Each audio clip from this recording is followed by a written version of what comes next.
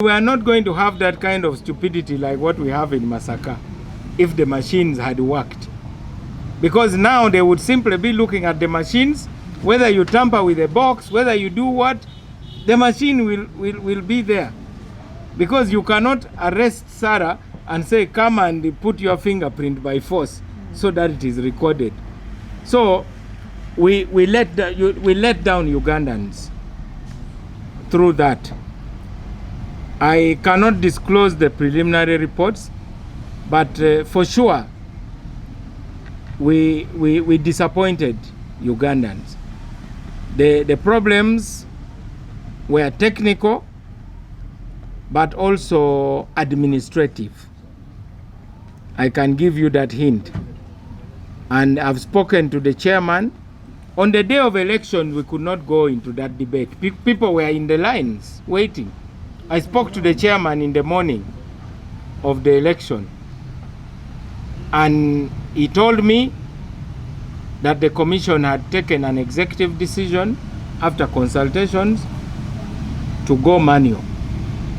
We have been voting manually successfully, but the manual voting has been having problems of ballot stuffing, fictitious polling stations. Somebody emerges with a polling station. There's a box, but actually it has no code on the parking list. So the BVVK machines were supposed to solve that problem. And for me, who was a big promoter of the BVVK machine, I feel personally very disappointed.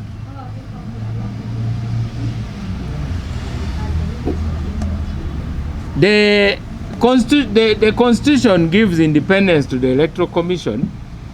The Electoral Commission is an independent body. As minister, my job is to beg for money so that the commission is facilitated. And I did my part.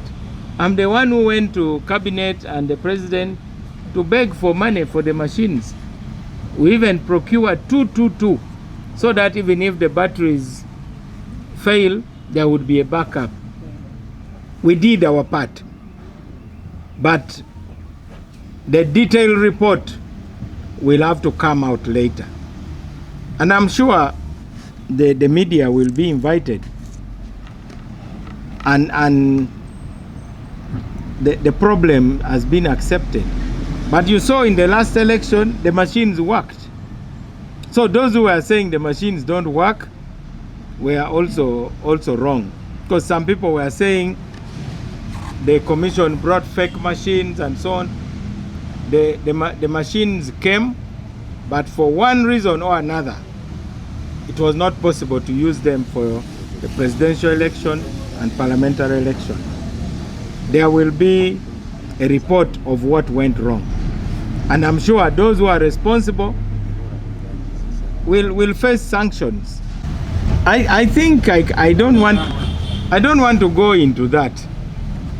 Nange nina ensonga zange kuba ndi mulonzi era nange nesimbawo.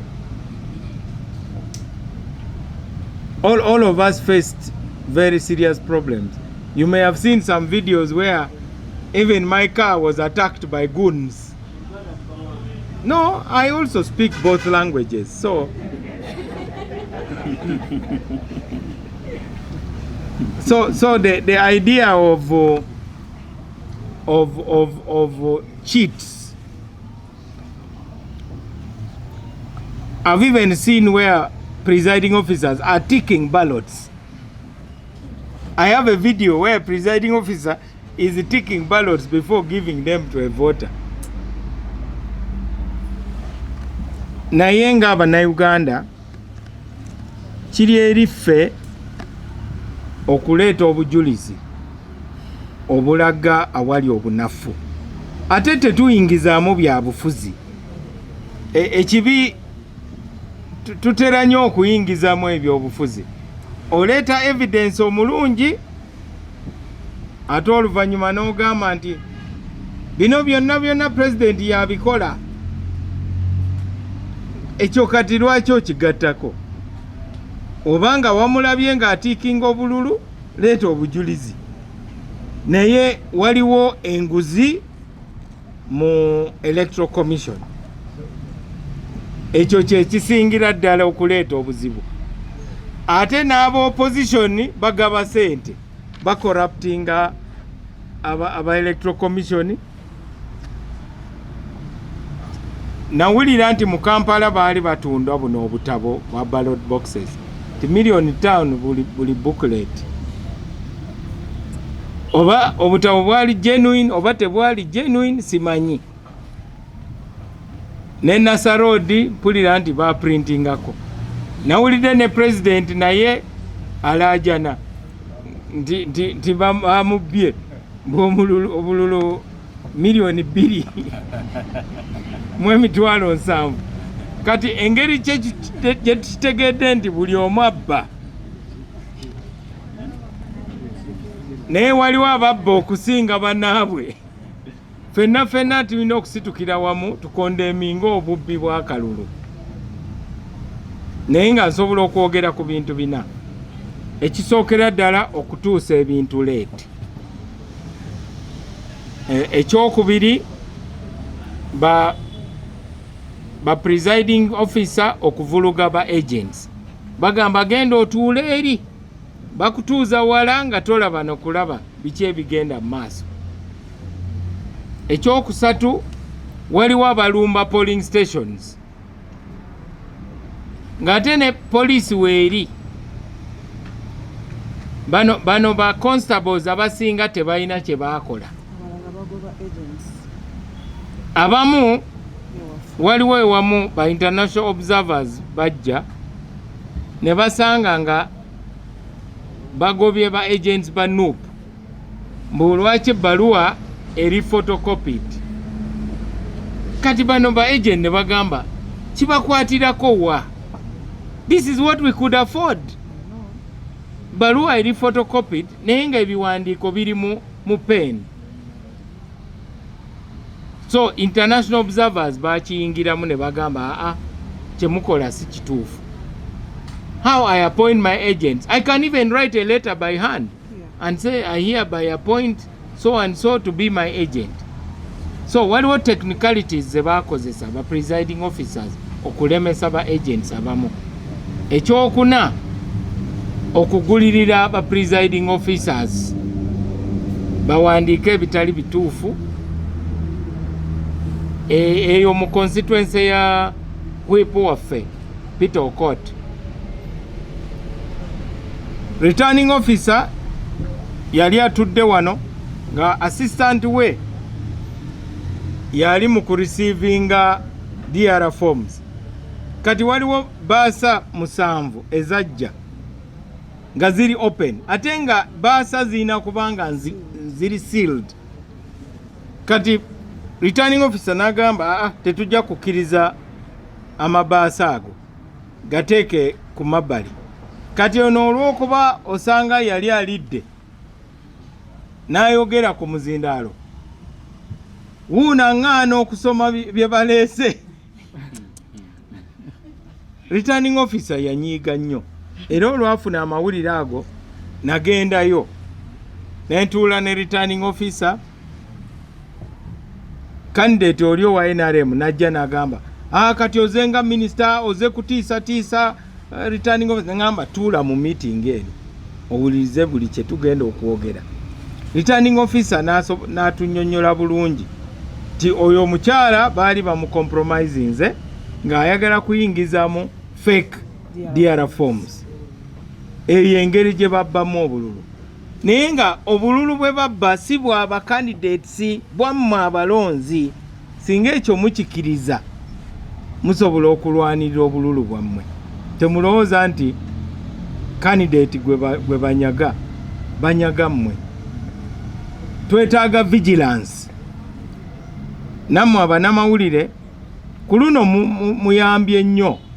Kati oyogedde ku kya violence tinabasuubiza quiet election naye nga wogerageranya akalulu kano n'aka 2021 kaliwo akaali akazibu ennyo.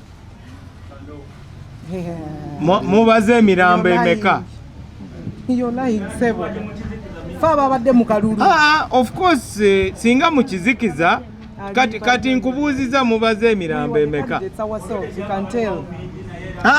Mulire mpa namba.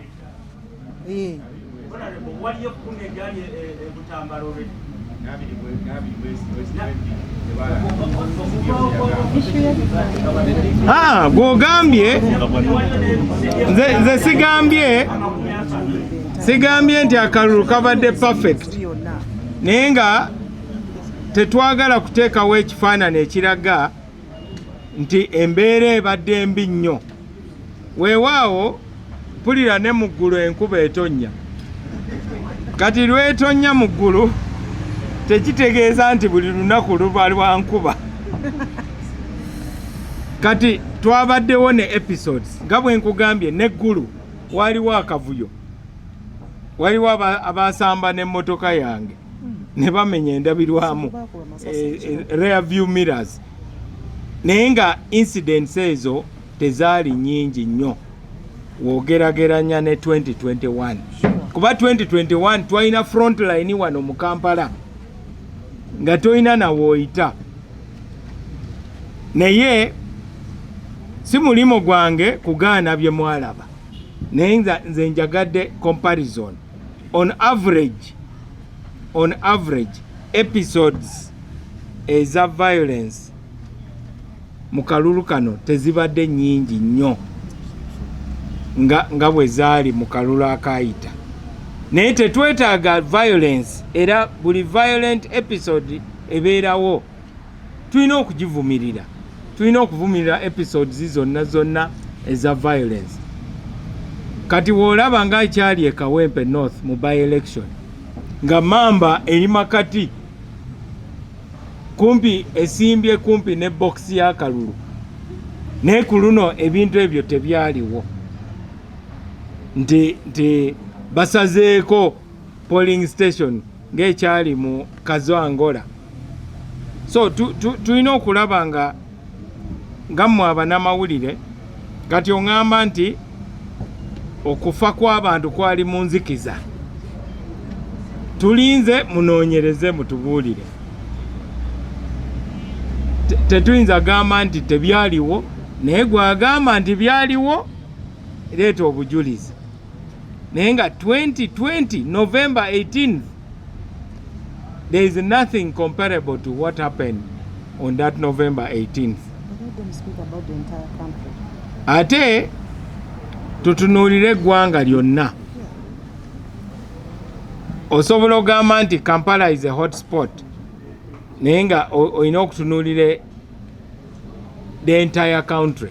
Ogambe nti how many violent incidents were there in the east, how many in the north, how many in the central, how many mu bifo ebimu. Candidate wa NUP yalowooza nti wajja kubeerawo incidents nyingi. Tezaaliwo. Of course incident y'eggulu fenna twagikondemminga era twali tusabye ne Electoral Commission emuwa olunaku olulala. Naye nga ebigambo bye nayogera wano ekya quiet election, I stand by them because generally it was not as rough as it could have been.